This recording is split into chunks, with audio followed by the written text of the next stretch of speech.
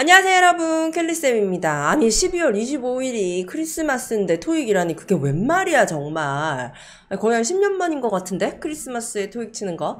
그래서 12월 달 토익에 당첨되신 여러분들 정말 축하드리고요. 그리고 이번에 해가 가기 전에 이번 토익을 기점으로 토익을 졸업할 수 있기를 간절히 바라면서 이번 토익에 뭐가 나올까 저희가 한번 찝어보도록 하겠습니다.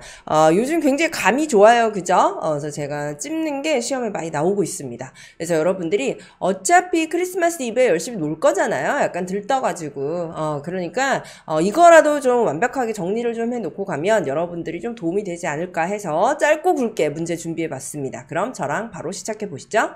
네, 그래서 제목도 12월 토익 크리스마스 토익이라니 라고 제가 한번 오랜만에 붙여봤어요. 자, 빈칸자리에 들어가는 문제 여러분들이 가볍게 한번 골라보실까요? 빈칸자리에 들어가는 거 정답은 뭘까 골라보시면 가볍게 여러분 정답이 눈에 보이셔야 됩니다. 왜냐하면 여기서 이렇게 힌트가 이렇게 많잖아요. 봐봐.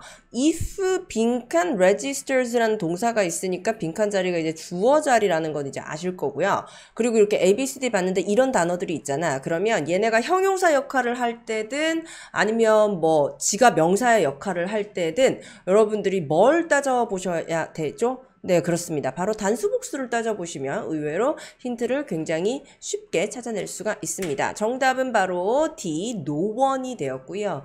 그 이유 중에 하나 얘기해달라 그러면 아니 few도 그렇고 some도 그렇고 어차피 이제 여럿을 뜻하니까 여러분들이 동사를 좀 복수를 써야 되지 않을까라고 제가 얘기를 할 것 같아요. 네, 지금 동사 registers 보고 복수라고 하는 사람은 제가 볼 때는 23년에도 토익하고 있을 것 같습니다. 네, 복수 동사 아니죠. 지금 registers 동사에 s 붙어 있으면 단수 동사죠. 그러므로 이런 복수들은 전부 다 날려버리고 그러므로 no one 아무도 뭐뭐 하지 않다. 아무도 없다 라는 D를 정답으로 고르게 되겠어요. 그래서 해석을 해보면 만약 그 시간관리 워크숍에 타임 매니지먼트 워크숍에 아무도 등록하지 않으면 그 세션은 한 주 뒤로 다시 일정이 잡힐 것이다 라고 해석이 될 것 같습니다. 다음 2번 문제 가도록 하겠습니다. 2번 문제도 여러분들이 보자마자 간단하게 정답이 나오셔야 되는데요. 실제로 기출문제에서 이런 패턴으로 나오고 있기 때문에 여러분들이 whenever, wherever, whoever, whatever 중에서 자신있게 골라낼 수가 있어야 되겠죠. 네, 전체 문장에서 본동사 찾고 하면서 정답 바로 골랐어요? 정답은 바로 see, whoever 되도록 하겠습니다. 이 원래 ever가 붙은 애들이 여러분들이 굉장히 복잡합니다. 뭐 복합관계 대명사 뭐 아니면 이게 부사 역할을 한다던데 이게 명사 역할을 한다던데 막 되게 막 헷갈린단 말이에요. 근데 지금 이렇게 전체 문장을 한번 봐봐. 그리고 지금 여기 이제 must turn이라는 동사가 이제 있죠. must turn off 끄다. 그럼 빈칸부터 클래스룸까지가 이제 주어가 되는 거잖아. 그러면 이 안에 또 동사가 있다는 얘기는 얘가 이제 주어의 역할을 하면서 이 전체를 명사로 만드는. 그러니까 제가 괄호로 묶은 게 명사와 똑같은 역할을 한다라고 생각을 하시면 됩니다. 이것만 기억을 하세요. 이렇게 복합관계 대명사 whoever 같은 경우에는 명사절 역할을 할 때 뭐뭐 하는 사람은 누구든지라고 이제 해석이 되고요. anyone who와 바꿔 쓸 수가 있습니다. 그래서 여러분들이 anyone who is the last person to leave the classroom 그래서 그 강의실을 떠나는 마지막 사람이라면 누구든지 그 컴퓨터를 끄고 그 다음에 문을 잠궈야 된다. 이렇게 해석을 해야 된대요. 아마 다 까먹어도 돼. 다 까먹어도 되고 이거 문제 이제 풀 때 last person 보고 이거 사람인 거 알았으면 whoever 골랐으면 잘한 거야. 그래서 이렇게 깊게 안 들어가도 돼. 이 문제는 뭐 명사절 역할하고 anyone who라는 걸 몰라도 풀 수는 있습니다. 근데 나중에 이걸 알아야 푸는 문제가 나오기는 해요.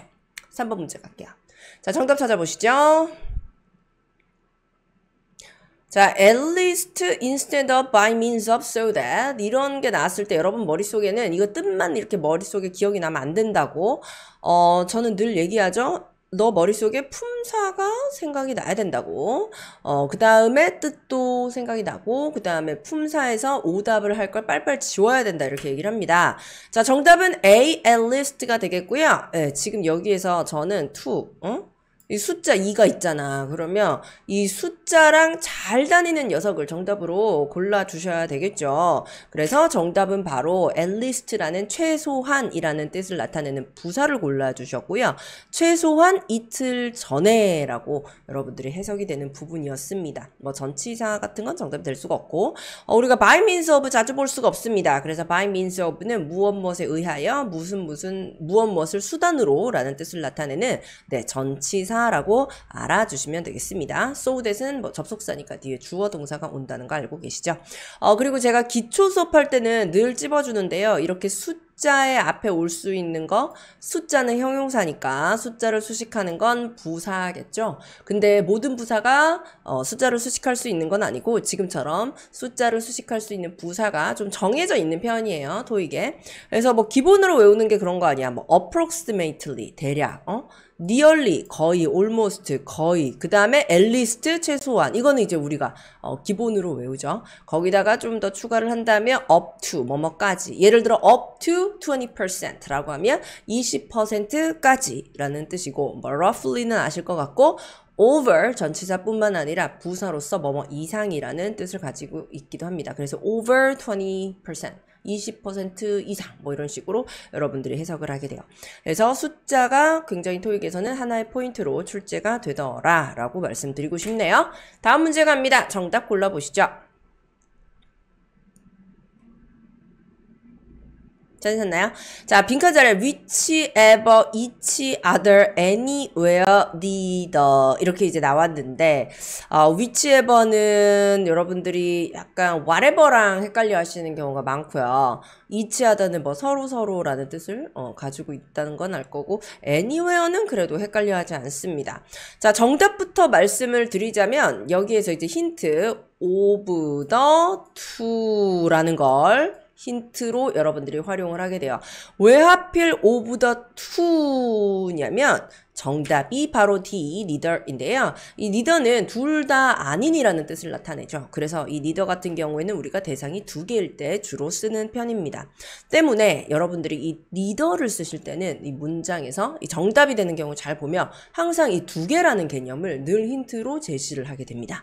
그래서 그 두 명의 프로젝트 매니저 중에 그 누구도 금요일 오후에 가능하지 않을 거다라고 해석이 돼야 돼서 neither A, neither 정답이 되고요. neither A nor B도 여러분들이 접속사 섹션에서 아마 보셨을 것 같아요. 그럼 whichever 언제 쓰는 겁니까? 라고 이제 얘기를 하는데 whichever 같은 경우에는 뭐 어느 것이든 이라는 뜻으로서 그래도 사람이랑은 쓸 수가 없고 그리고 whichever of라는 표현은 만들어질 수가 없으니까 여러분들이 이런 거랑 헷갈리지 않도록 합니다. 다음 문제 갈게요. 정답 체크해 보시죠. 찾으셨나요? 자, no, none, not, never 전부 다 아니다 라는 부정의 뜻을 가지고 있습니다. 근데 이렇게 시험을 딱 문제에서 이렇게 딱 주잖아요. 그럼 이제 해석은 돼. 엔지니어 부서의 이 타이트한 스케줄이 뭔가 실수를 할 시간을 용납하지 않는다. 약간 이런 뜻으로서 부정이 들어가야 될 것 같은데 no time, non time, not time, never time 다 말이 되는 것 같다라고 생각하면 안 돼요. 이러한 부정을 뜻하는 no, none, not, never 전부 품사가 조금씩 다른데요. 정답부터 말씀드리면 네, no time이 정답이 되죠. 이 no라는 것은 형용사입니다. 그래서 지금 time이라는 명사 앞에 들어가게 되겠어요. 그래서 우리가 no는 형용사처럼 여러분들이 생각을 해주시고요. 반면 not은 부사입니다. 그래서 not 플러스 뒤에는 뭐 형용사나 아니면 동사가 들어가게 되겠죠. none은 대명사로 취급해 주시고요. never도 부사로서 주로 동사나 뭐 이런 것들과 같이 가게 되겠어요.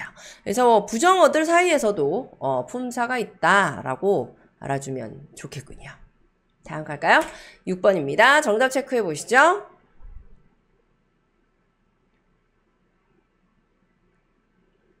네, 이거는 upon, into 플러스 against 4개의 뭐 전치사, 뭐 접속, 부사 이런 것들 사이에서 골라라라고 나와 있는데 늘 나오는 전치사는 우리가 문제를 많이 풀어보면서 좀 친하단 말이야. 근데 지금처럼 자주 안 나오는 애들이 나오면 여러분들이 약간 좀 이상하지? 정답부터 말씀드리자면 정답은 바로 B, into가 되겠고요. 이 into라는 녀석은 토익에서 정답으로는 자주 출제가 되지 않습니다.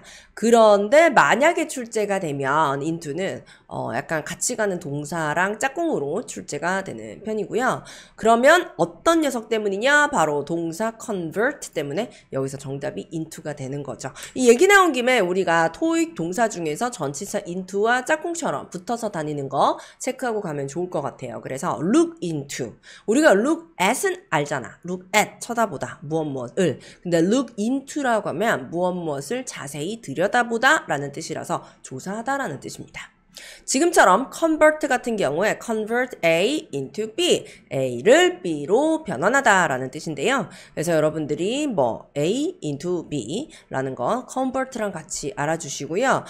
이렇게 장소가 변화할 때는 convert를 쓰지만 우리가 language 같은 거 영어를 한국어로 번역하다라고 할 때 translate라는 동사를 쓰잖아요. 그때도 into라는 전치사를 씁니다. translate A into B, A를 B로 번역하다라고 해석될 때 그때도 써요. 그 다음 토익의 좀 비즈니스 영어 중에서 expand라는 동사가 into랑 자주 다니죠. expand into Asia, expand into Europe 이런 식으로 어디로 뭐 사업을 확장하다라고 할 때 우리가 전치사 into와 expand를 같이 쓰고요. 뭐 go into 아니면 come into 거기다가 이제 에펙트까지 붙여가지고 효력을 발휘하다라는 수거가 완성이 되기도 합니다. 토익에 굉장히 자주 나오는 표현들이고요. 몇 안 되는 전치사 into가 정답이 되는 표현들이니 여러분들이 눈에 좀 익히고 가셨으면 좋겠네요. 자, 마지막 문제입니다. 정답 체크해 보실까요?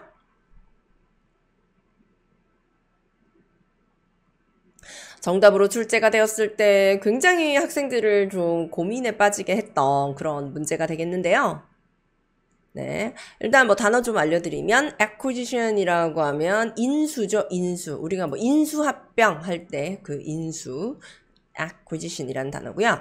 The negotiations, 협상이죠, 협상. 그 다음에 will mostly likely not to be, 그래서 be likely 이런 게 들어가면 뭐뭐인 것 같다라는 가능성을 뜻하고요. 딴 거는 뭐, HTT 이런 거는 뭐 회사 이름이니까 여러분들이 뭐 쉽게 볼 수가 있을 것 같습니다. 정답 찾으셨나요? 네, 다소 생소한 단어가 정답으로 나오죠? 바로 C, feasible 이라는 것이 정답으로 출제가 됩니다. 이 feasible 이라는 것은 그러니까 실현 가능한 이라는 뜻을 가지고 있고요. practical 이라던가 아니면 실현 가능하다는 게 이제 성공할 수 있다라는 뜻이라서 viable 이라는 형용사랑 바꿔 쓸 수 있는 단어거든요. 그래서 요게 이제 정답이 되는데 그때는 이제 얼티메이트 같은 거 이제 고르지 않았나. 그래서 이 인수가 뭐 궁극적으로 이제 목표 같은 걸 생각을 하신 거예요. 그래서 궁극적인데 협상이 그때까지는 1월 1일까지는 뭐 완료되지 않을 것 같다. 뭐 이런 식으로 이제 생각을 하시더라고요. 근데 feasible 실현 가능한, practical, viable 이랑 같은 뜻이고 요거는 이제 doable 할 수 있다라는 뜻이고요. 여기서 이 회사의 인수는 올해까지는 실현 가능할 것 같으나 이 협상은 1월 1일까지 완료되지 않을 것 같다라고 여러분들이 해석해 주시면 되겠습니다. 실제로 출제가 되었던 단어고 여러분들이 이런 단어 있는 거 알고 가면 훨씬 더 좋을 것 같아요. 자, 이렇게 여러분들과 간단하게 문제 한번 풀어봤는데요. 대략 다 맞으셨나요? 12월 토익은 제가 전통적으로 여태까지 살펴봤을 때 12월 토익이 막 굉장히 쉽게 출제됐던 적은 거의 없었던 것 같습니다. 늘 12월 토익은 조금은 좀 까다롭게 문제가 출제가 되었었고요. 그래서 보통 12월 토익 보고 나서 바로 학원이나 이런 거 열심히 가서 공부해야지 라고 생각을 하게 된다라고 학생들이 얘기를 하더라고요.